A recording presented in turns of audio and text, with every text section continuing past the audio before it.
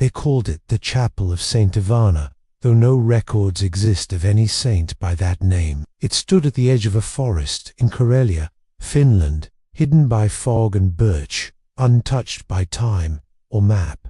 Travelers said the wind changed direction near it, that compasses spun, that animals refused to graze within sight of its spire, but no one feared it until the cellar was opened. In 1613, the roof of the chapel began to cave from rot. A carpenter named Kara was summoned from the village of Juva to begin repairs. He was quiet, devout, and recently widowed. They say grief makes a man blind to warning. On his second day, he found a trapdoor beneath the pulpit, covered in tar, sealed by wax, and chained shut with iron rings carved with Latin. But when he touched it, the wax crumbled like dry bread, as if it had been waiting. He did not tell the priest. He did not tell his apprentice. That night, he returned alone with a lantern and hammer. The chain broke his alley. The door moaned open, and what he saw beneath should have driven him mad. A room not of stone, but of salt. Its walls glistened, as if sweating. At its center, 3 coffins, each identical, white wood, silver nails, and at the head of each, a wax seal stamped with a different symbol, sun, wheel eye, 7 seals each, all unbroken. Karl did not open them.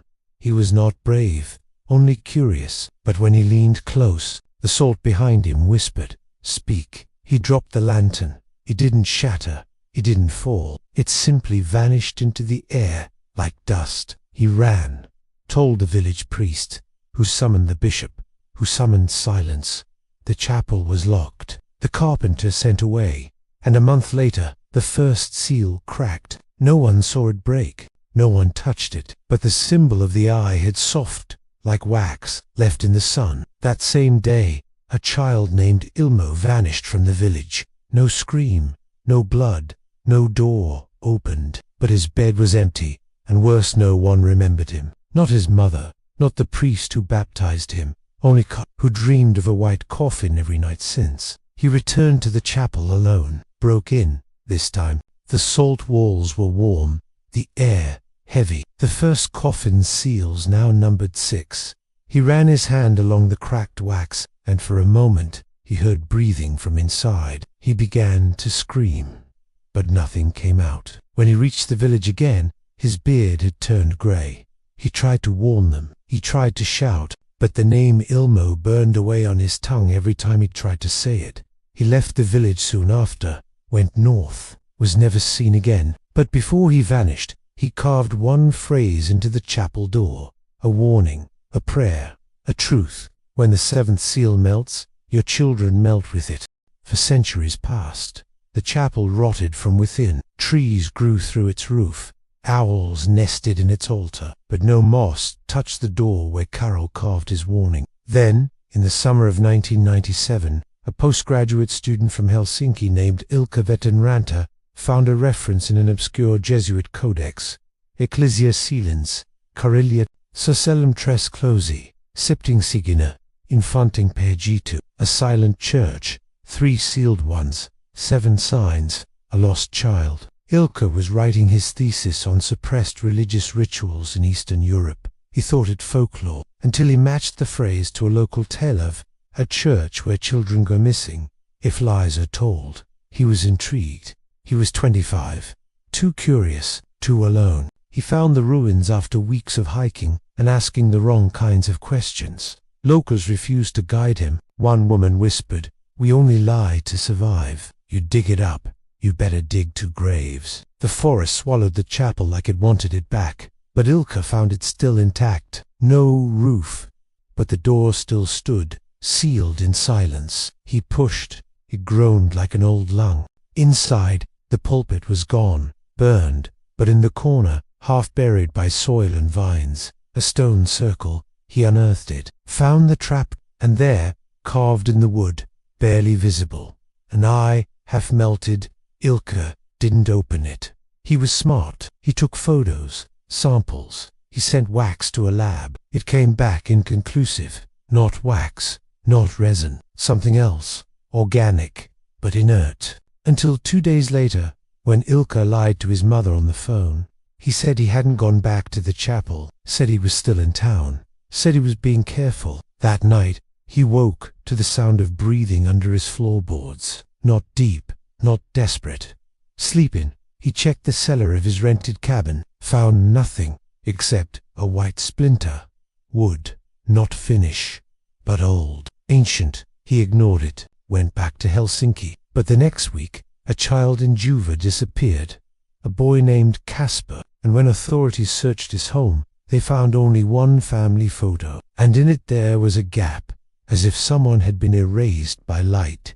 His parents wept, but their eyes were confused, like they were crying for a dream they'd just forgotten. Ilka remembered the carving, the seals, the phrase, "When the seventh melts." He returned to the chapel, this time with a recorder, a rope, and a mirror. He descended into the salt room. The air was dry, and yet he could taste water. 3 coffins, 1, 2, 3, each now with 5 intact seals. The melted ones dripped like bloodless wounds. He ran his hand along the salt wall, cold, then warm, then pulsing, and in the salt a shape formed, a child's hand, reaching out, not for help, but to shush.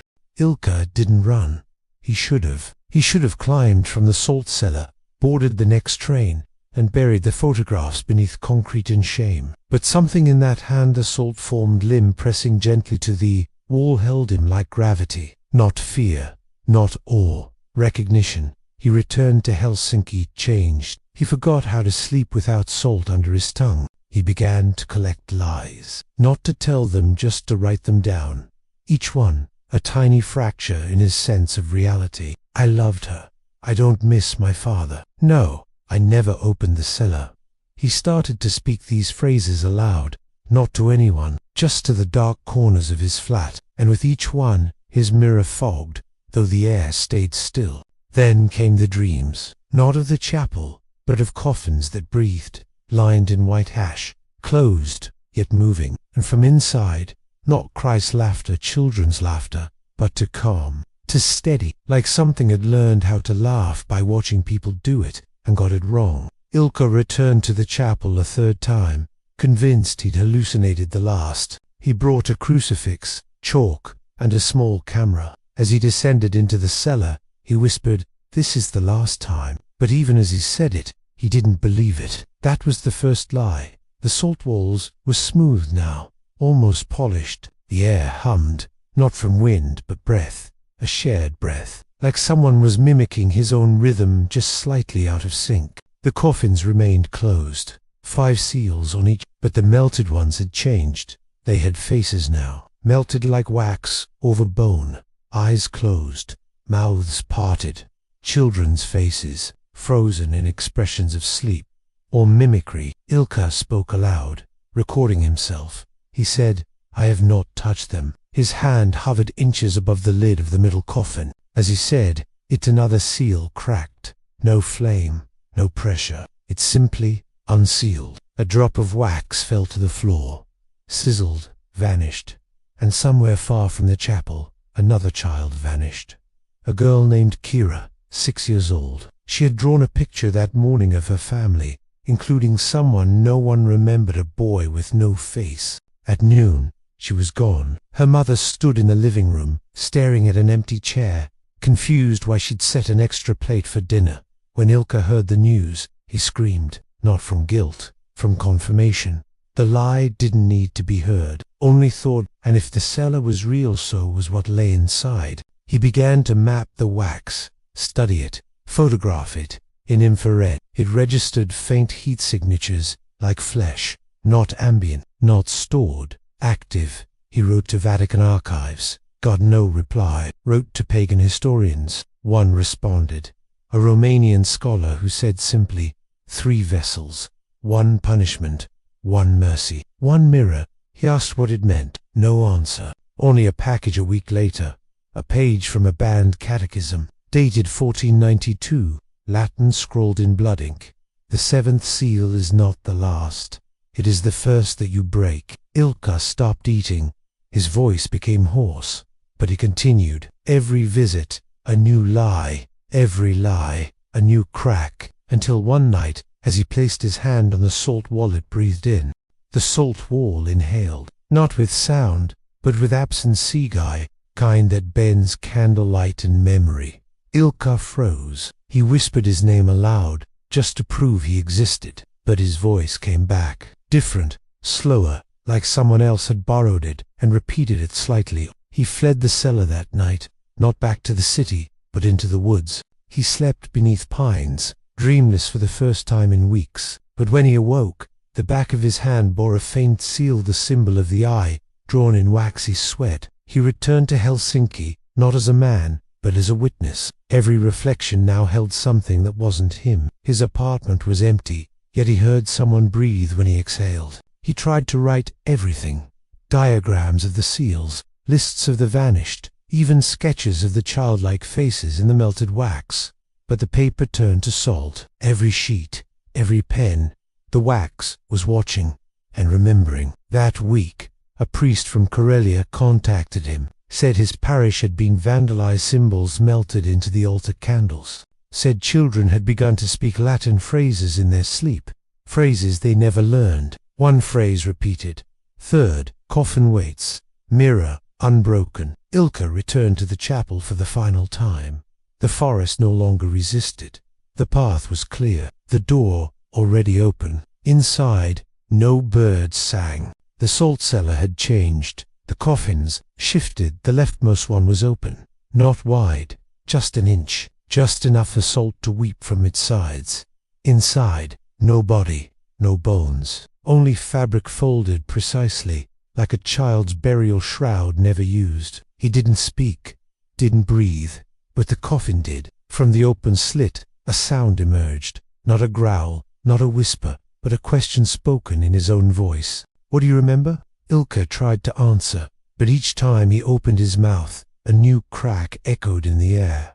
Another seal. Gone. He turned to run, but the door was sealed, not with locks, with names, written across the salt walls and something between ink and shadow, names he knew, his childhood friends. Some he hadn't thought of in 20 years, some he could no longer picture, but he felt their absence in his lungs, as if they were air he once breathed. At the far end of the cellar, a mirror had grown from the wall, not hung-grown, a silver sheen, pulsing faintly like skin. He approached it. His reflection blinked before he did, smiled wider, and behind his mirror self the third coffin opened, not with sound, but with certainty. It didn't need to creak. It had always been open, just not to him. Inside, he saw a book, bound in wax, pages of teeth. He reached in, not with curiosity, with duty. The mirror self whispered, "This is not memory, this is death." And as he touched the book, every candle in the chapel lit at once, though no fire touched them. And on the surface of the salt, one word melted into being. Ilma. He didn't know the name, but it felt like his. And far away, in a village he'd never visited, a mother forgot why she set an extra bowl on the table. Ilma. The name etched in salt did not belong to anyone in the village, or in Helsinki, or in any registry Ilka would later search. And yet, as he stood before the third coffin, the one untouched, the one without a single broken seal, he knew it belonged to him. Not the name he was given, the name he'd earned. On its back, in wax, 3 fingerprints and a symbol.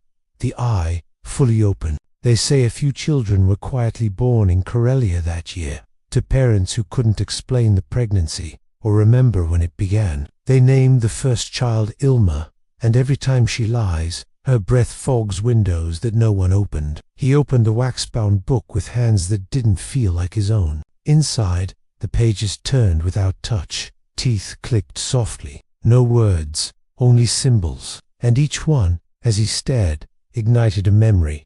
Not from his life, but from others. Children climbing birch trees. A song hummed at dusk. A boy drawing a spiral in the frost and whispering, "I won't tell." And then nothing. Just blank, as if these moments had been clipped out of time and buried. Ilka fell to his knees, not from pain, from weight, the realization that the cellar had not taken lives.